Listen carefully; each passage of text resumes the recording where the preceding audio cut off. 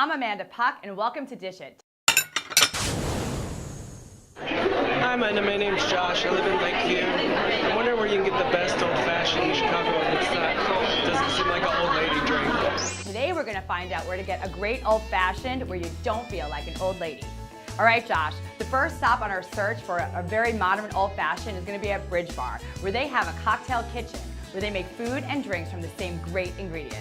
Cool, so today we want to mix it up and not make the old-fashioned so old lady. So show us how to make like a good spin. Okay, so we're gonna make the Statesman. In place of the cherries, we have cherry herring, which is a fruit liqueur. The bitters, we have a house-made citrus bitters. So then we're gonna go with about 2 ounces of Knob Creek bourbon. Okay, so shaken and stirred. There's, you're stirring that drink, you're not shaking it. I'm stirring this because it's all spirits. Uh-huh. I mean, certain people have different views on the whole thing, but unless there's fruit in it, you shouldn't shake it. Okay. So I'm just gonna take this orange peel, we're gonna heat it up a little bit. Now, why are you doing that? Why are you doing that? Well, I want to bring out the oils on the, so we kind of trying to char the essential oils to give it kind of a smoky flavor before we garnish. Here's to not being an old lady.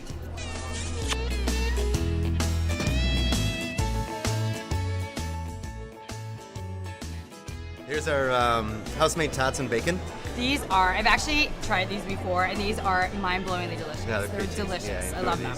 We have our octopus a la plancha. So this is a sauteed octopus with garlic, chili flake, and spinach. When you were cooking that, you could see him do it. You could see you doing it, and it smelled so insane. It was like one of the best smells I've ever smelled.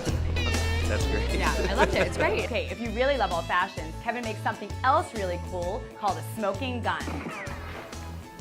Okay, our next stop is nestled down under Rush Street. It's called the Drawing Room, and it's a very sexy place to enjoy an old fashioned. And at the Drawing Room, they have a chief mixologist named Charles Jolie, who can even make your drinks tableside for a personal touch. And trust me, there's nothing old lady about him. Cocktails are, I think, definitely a craft. There's a balance of technical skill and some artistic inspiration as well when it comes to blending flavors and things like that. But the old-fashioned, for me, is really 2 cocktails, and we present it in 2 different ways.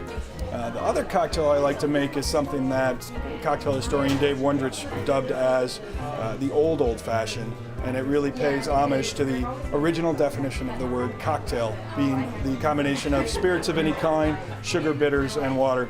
And that's really the way we like to mix it up. My chef and I work really closely.